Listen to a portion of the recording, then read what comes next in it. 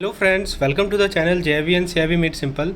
So this is our EVM crash course day number 10, and this is we are going to discuss one liner with MCQs part number 10. So we were discussing module C of AVM, and the topic is advanced to banks director. तो friends यहाँ पे bank director के बारे में बताया जा रहा है कि बैंक को प्रोहिबिट किया गया है कि वो बैंक को अलाउ नहीं किया जाता कि वो लोन दे या एडवांस दे अपने डायरेक्टर को या कंपनीज़ को जहाँ पे उनके डायरेक्टर इन्वॉल्व हैं। फिर दोस्तों बताया जा रहा है कि इसके कुछ एक्सेप्शंस हैं। बैंक लोन दे सकती है कुछ चीज़ों के लिए, जैसे गवर्नमेंट सिक्योरिटीज़ के लिए, लाइफ इंश्योरेंस पॉलिसीज़ के लिए, फिक्स डिपॉजिट के लिए या क्रेडिट कार्ड के लिए अपने डायरेक्टर को। तो ये सभी एक्सेप्शंस है, आप यहाँ देख सकते हैं। फिर दोस्तों बताया जा रहा है नेक्स्ट पॉइंट में कि यदि बैंक के जो टॉप एग्जीक्यूटिव हैं, चेयरमैन हो गया, एमडी हो गया, एग्जीक्यूटिव डायरेक्टर हो गया, उन्हें लोन चाहिए फर्नीचर, कार, कंप्यूटर या हाउस के लिए, तो उन्हें मिल सकता है, लेकिन उनको आरबीआई से परमिशन लेना होगा और कुछ स्पेसिफिक रूल उन्हें फॉलो करना पड़ेगा। दोस्तों बात करें लैंडिंग प्रैक्टिस की, तो सबसे पहला पॉइंट है बैंक हो या दूसरे लैंडर हो, उनको केयरफुली चेक करना है क्रेडिट हिस्ट्री और फाइनेंशियल सिचुएशन लोगों का जो पैसा बोरो करना चाहते हैं। नेक्स्ट पॉइंट है क्रेडिट लिमिट के बारे में। बैंक को बोरोवर को बताना होगा राइटिंग में कितना वो बोरो कर सकते हैं, लोन का टर्म्स क्या रहेगा, कंडीशन क्या रहेगा, बोरोवर को इन सभी टर्म्स को एग्री करना पड़ेगा। नेक्स्ट है टाइमली डिसबर्समेंट के बारे में कि यदि बैंक कोई लोन अप्रूव करती है तो वो पैसे को बोरोवर को ऑन टाइम दे दे जो ऑलरेडी उसने एग्री किया था। इसे कहते हैं टाइमली डिसबर्समेंट ऑफ लोन। फिर दोस्तों बैंक्स या लैंडर जो है लोगों को अलग ट्रीट नहीं कर सकते, अनफेयर नहीं ट्रीट कर सकते on the basis of their gender, religion, जब भी वो लोन दें। और लास्ट पॉइंट है कि बैंक टैक्टिक्स नहीं यूज कर सकती, जैसे बोरोवर को एक्सचेंज टाइम पे कॉल कर दें या लोगों को भेजें, स्ट्रॉन्ग पीपल को भेजें प्रेशराइज करने के लिए कि वो लोन को रिपे करें। वो प्रॉपर प्रोसीड्यूर को फॉलो करें लोन रिकवरी के लिए। तो ये सभी एथिकल कोड्स ऑफ कंडक्ट हैं। बैंक क्रेडिट की यदि हम बात करें तो देखिए बैंक क्रेडिट का दो पार्ट होता है, एक होता है फंड बेस्ड क्रेडिट, एक होता है नॉन फंड बेस्ड क्रेडिट। तो फंड बेस्ड क्रेडिट का मतलब कि बैंक एक्चुअली आपको पैसा दे रही है। नॉन फंड बेस्ड क्रेडिट के अंदर कमिटमेंट होता है बैंक से, जिस कारण से वो पैसा देती है बेनिफिशियरी को फ्यूचर में। तो दोस्तों ये जो फंड बेस्ड क्रेडिट है ना, ये ट्रेडिशनल लोन का टाइप हो गया, जहाँ पे बैंक आपको पैसा देती है और फिर आपको वापस उसे रिपे करना है। नॉन फंड बेस्ड क्रेडिट में क्या होता है कि समझिए कि एक तरह का गारंटी हो गया या प्रॉमिस हो गया बैंक से कि वो आपके बिहाफ में किसी और को पे कर देगी यदि ज़रूरत हो तो, लेकिन पैसा को अभी तक ट्रांसफ़र नहीं किया गया है। यदि ज़रूरत पड़ेगी तो वो कर देगी, लेकिन अभी तक उसने की नहीं है क्योंकि ज़रूरत ही नहीं पड़ा है। समझे? तो ये होता है फंड बेस्ड क्रेडिट और non fund based credit. Now let's do some question based on the each of the topic. The first topic is advance to bank credit. First question is which of the following is not prohibited regarding loans to bank director? Loan against government policy, loan against LIC पॉलिसी, loan for housing with prior RBI approval, personal loan for director. तो देखिए personal loan for director को prohibit किया गया है, बाकी government policy के against, फिर loan against LIC policy, these are not prohibited. So now, what is the key requirement for lender in the lending practice? Discrimination based on caste and religion, harassment for loan recovery, proper credit assessment and due diligence, lending without conveying terms and condition in writing. तो lander का की recruitment क्या है कि वो land करे, proper credit assessment होना चाहिए, ड्यू डिलिजेंस होना चाहिए। दिस इज़ अ वेरी की recruitment for lander. Next point है कि फंड बेस्ड और नॉन फंड बेस्ड क्रेडिट में प्राइमरी डिफरेंस क्या है? ऑप्शन ये कह रहा है कि फंड बेस्ड क्रेडिट के अंदर फ्यूचर मनी ऑफ ट्रांसफर होता है, नॉन फंड बेस्ड क्रेडिट के अंदर एक्चुअल ट्रांसफर ऑफ मनी होता है। बिल्कुल गलत है। फंड बेस्ड क्रेडिट बैंक के द्वारा प्रोहिबिट है। दोस्तों देखिए नॉन फंड बेस्ड के अंदर जो है एक्चुअल ट्रांसफर नहीं होता, ये गलत है। Actually I think option number A, B both are wrong. Friends, if you want such type of content, we have CIV crash course for you. In this crash course, you get your one-liner PDF, capsule PDF. Also, you get videos, one-liner videos you get, and furthermore, you get mock test. So, in this crash course is designed so that you can complete your syllabus. You can completely revise your syllabus in 1 month duration for CIV examination. We have this crash course individual subjects also, and also the complete combo plan. So we are offering 40% discount on this particular course.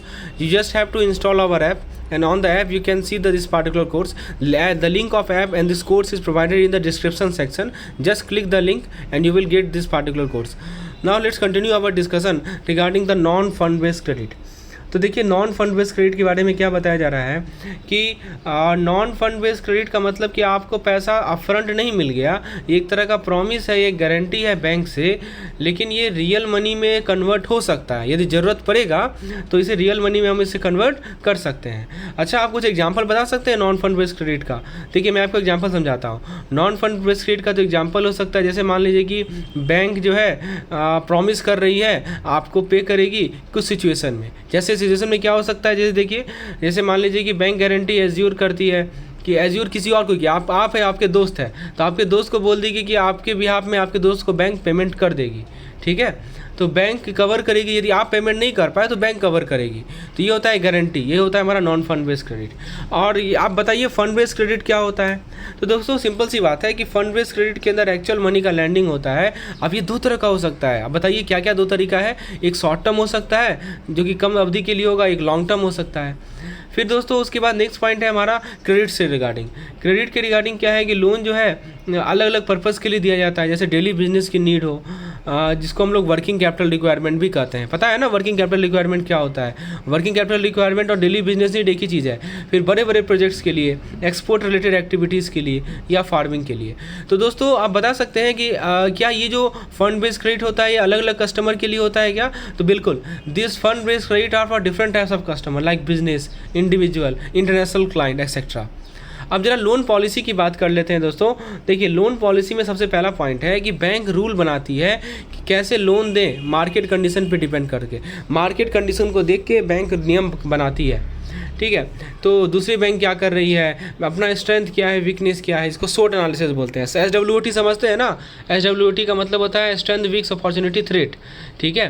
तो दूसरी bank क्या कर रही है, उनका क्या strength है, उनका क्या वीकनेस है, रिजर्व बैंक ऑफ इंडिया का गाइडलाइन क्या कहता है, कितना रिस्क वो लेना चाहती है, उसका एबिलिटी, क्षमता है कि नहीं डिसीजन लेने का।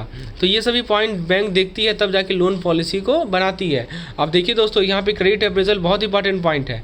क्रेडिट अप्रेजल का मतलब क्या होता है कि आप कैरेक्टर, कैपेसिटी, देखिए लोन देने से पहले बैंक बहुत कुछ देखती है, जैसे आपका रेपुटेशन क्या है, आपकी क्षमता है कि नहीं आप उसको रिपे कर पाएंगे, क्यों आपको लोन चाहिए, कितना रिस्की है ये, किसे आप सिक्योरिटी के रूप में क्या देंगे, ठीक है, गवर्नमेंट रूल को फॉलो करेंगे कि नहीं करेंगे, क्या ये प्रैक्टिकल है, आपका पास्ट का क्रेडिट हिस्ट्री कैसा रहा है, कितना रिस्की है ये। So all this points are considered before bank grant the loan. दोस्तों बात करें क्रेडिट डिलीवरी और क्रेडिट कंट्रोल और क्रेडिट मॉनिटरिंग की, सिंपल भाषा में देखिए, जब आपको लोन मिलता है तो कुछ स्पेसिफिक लीगल पेपर्स होते हैं और बैंक क्या करती है, आपसे वो पेपर ले लेती है कोलेट्रल के रूप में, ताकि लोन को सिक्योर किया जा सके, समझे। तो जो लीगल पेपर है ना वो बैंक आपसे रख लेती है, क्यों? ताकि लोन को सिक्योरिटी के रूप में, उसे कोलेट्रल के रूप में रख लेती है, गिरवी रख लेती है। देखिए दोस्तों बैंक मॉनिटर करती है कि आप लोन को किस पर्पज़ के लिए यूज कर रहे हैं। ये श्योर करती है बैंक कि जिस पर्पज़ के लिए लिया गया था उसी पर्पज़ के लिए यूज किया जा रहा है कि नहीं किया जा रहा है। तो ये इसको कहते हैं क्रेडिट मॉनिटरिंग, समझे। अब जरा बात करते हैं क्रेडिट डिफ़ॉल्ट एंड रीफाइनेंस की। तो ये क्या होता है, what is this credit default and refinance? देखिए दोस्तों कभी कभी ऐसा होता है कि लोग अपने लोन को रिपे नहीं करते हैं क्योंकि रियल डिफ़िकल्टीज आ जाती है, लेकिन कभी कभी जानबूझकर वो रिफ्यूज़ करते हैं पे करने से, समझे।